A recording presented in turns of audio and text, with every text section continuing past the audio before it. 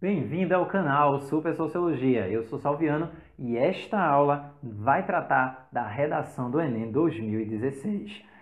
Caminhos para combater a intolerância religiosa no Brasil. Pois bem, veja só, a primeira coisa que é importante você ter em mente é que a filosofia e a sociologia têm um papel fundamental na problematização de elementos naturalizadores da sociedade, de questões existenciais, políticas.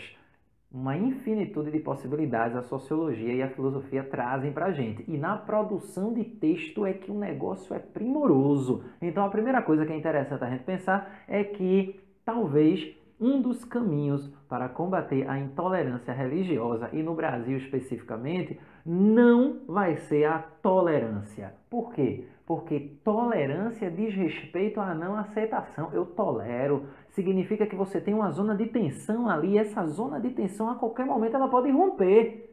Então, a tolerância religiosa não traria a aceitação, mas traria algo do tipo: não gosto, não gosto, mas tenho que ficar aqui no mesmo espaço, eu tenho que aceitar. Então a tolerância seria problemática nessa perspectiva. Já é um elemento interessante que pode servir de ponto de partida da sua produção textual, especificamente no Enem. Veja como a sociologia e a filosofia já trazem essa reflexão. Porém, a gente vai também, a partir de pensadores clássicos, a partir de pensadoras clássicas, construir o nosso edifício argumentativo, a nossa possibilidade de reflexão. Então, primeiro deles que eu vou trazer para cá é o M. Durkheim.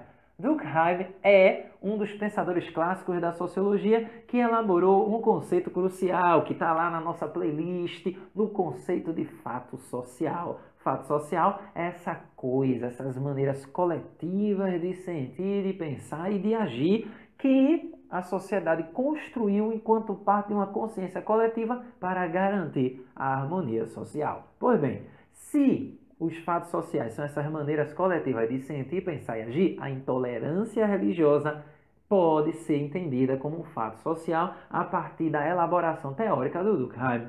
Se é um fato social, então é construído historicamente. A partir daí, a intolerância religiosa está ligada a como se pensa o diferente e tem relação direta com a maneira como se age com o diferente e como se sente o indivíduo diante de uma expressão de religiosidade diversa da dele.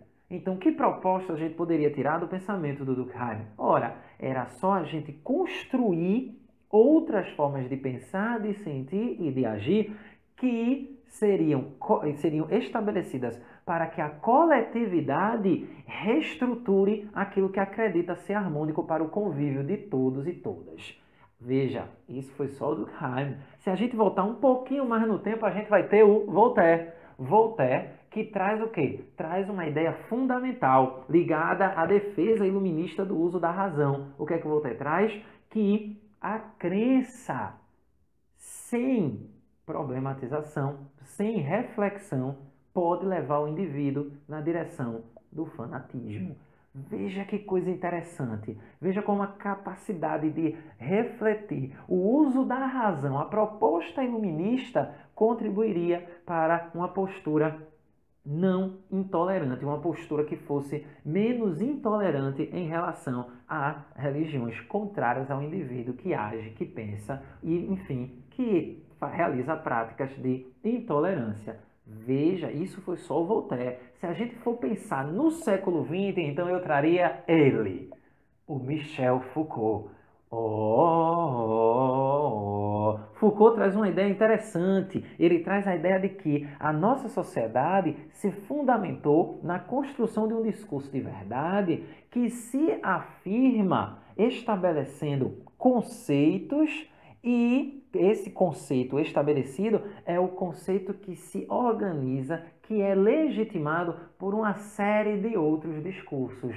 Tudo aquilo que não está ligado a esse conceito majoritário, a esse conceito que se sustenta em outros discursos, não é aceito, não vale a pena, enfim, é excluído. É o que se pode chamar de infame. A partir daí, vamos pensar como seria isso? Você teria uma expressão de religiosidade, e aí vamos tratar de uma delas, vamos tratar daquela que a gente pode identificar mais facilmente. A gente teria a legitimação do discurso judaico-cristão e a negação de todas as expressões do que não é judaico-cristão, que levam a essa ação mais violenta, mais incisiva e também aquela mais velada, do sorriso, da piadinha, que é difícil de identificar. Como isso poderia ser combatido? Como a gente poderia propor algo?